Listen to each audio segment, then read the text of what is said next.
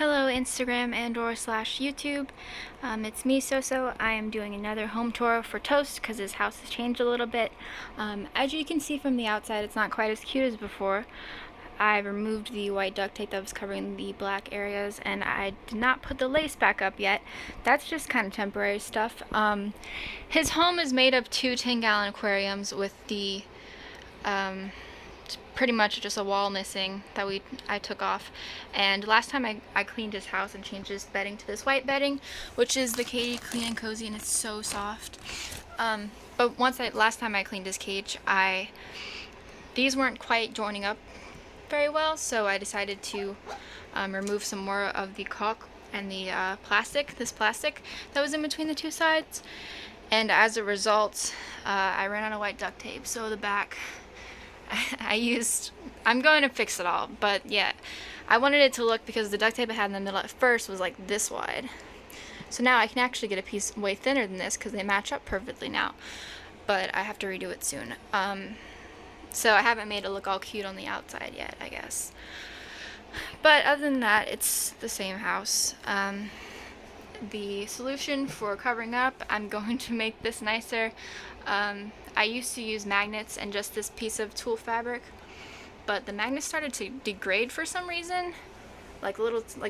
These are the magnets that I used. I used these little plastic magnets, and the black part was kind of like breaking up. I don't know if it was the humidity in my room or something.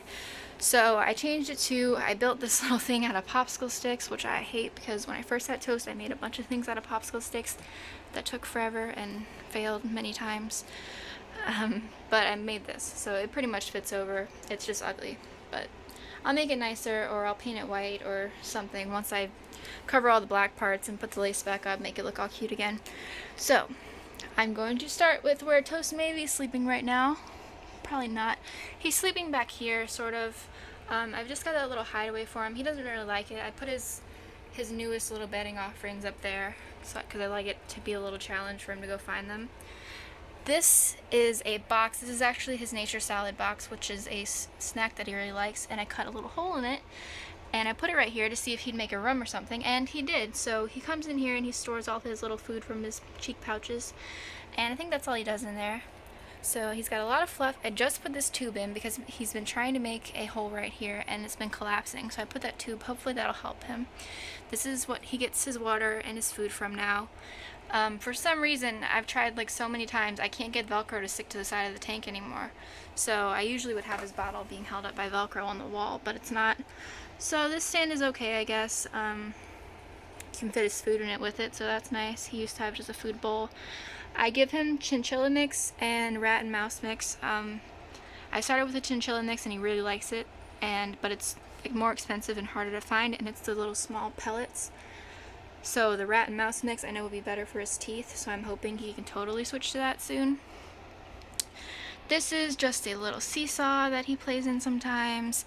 This is where I decided to throw his chews when I just cleaned up his house, because he chews on this cardboard thing and he doesn't realize he has this to chew on and this to chew on. And he always chews on this piece of cardboard when he's standing right here. So I put all of them right there so that hopefully he'll make the connection that these are all his chew toys. So this little corner, that's where his potty is, his litter box. While I was in the hospital, he decided to turn his litter box into just a little chill out room. Like he put a bunch of fluff in there and started going potty back here behind the wheel.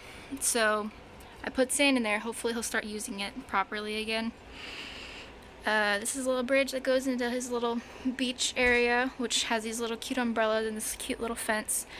There's his wheel. He loves his wheel. I put these umbrellas right here hoping that he won't go behind the wheel, because he loves to pee behind the wheel and hide things behind the wheel. Now that he has this little hideaway, I'm hoping he's not going to do that. And then this little panda bear, it's not meant for a hamster cage, but he hasn't had his nature salad in about a week or so, so I decided to put his nature salad in, and it always comes in that panda container for some reason. That's just our little tradition we've started. So that's everything he has in his cage. This wheel is a 9-inch wheel. If you'd like to know how I was able to put two 10-gallon tanks together, I can describe that really briefly. So 10-gallon tanks are about 15 bucks at Walmart, right? There's some caulk on them. That's pretty much the only thing that is keeping the glass together. Then there's also this plastic. This plastic melts really easily with the lighter. So all you have to do is melt the plastic off of one of the sides. Try to bend it off without cracking any of the glass. I actually have a piece of cracked glass on the bottom that I had to fill up with water weld, you know, caulk paste stuff. But that's all you do. You melt the plastic off, you scrape the caulk off, and then eventually one of the walls will just come down. And then you just attach them together. If you had more expertise than me, you could caulk them together. Mine just don't seem to match up, even though they're the same brand. They're both the Aqua Solution, something like that. It's called something, I don't know, but you'll see it at Walmart. It's like the one brand of 10-gallon glass aquariums. And they all have like underneath, like they say what person developed them, so that's how you know they're the same brand.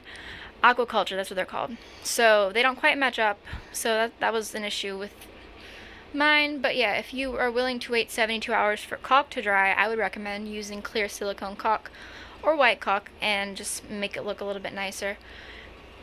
Maybe use like a frosting tip so you could get like a cute little design or something to attach them. But my solution to attach them has been duct tape, and it works very well. I can lift the entire tank at once if I would like to. I try not to do that just because it's pretty big and I'm scared of dropping it. But yeah, duct tape works great for this. And yeah, the solution I used first was magnets, now it's this. And I like the fact that I chose this tool because you can see through it very well. So you see my camera starts to filter out the tool so I can take little pictures of Toasty when he's in there. So yeah, that's Toasty's house. Today is October 20th. That's what he's doing right now.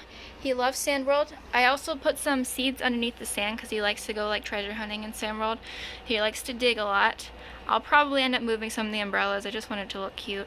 But once I put the panda in there, it looks like it's a little too much right there. But Toast is pretty small. I wish he'd come out, but it's pretty early. So yeah, hopefully I'll be able to show it to you guys once I've fixed this ugly duct tape situation and put the lace back up and all that stuff, because it was very, very cute.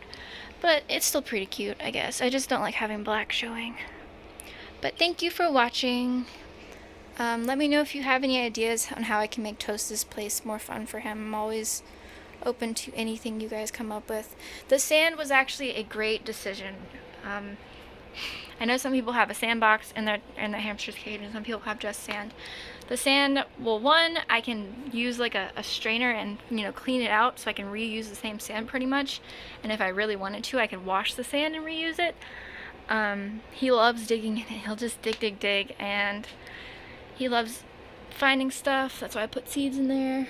I didn't put that seed deep enough. Oops. Yeah, he loves his sand, and he loves that amount of fluff. I think that's probably, we've got the right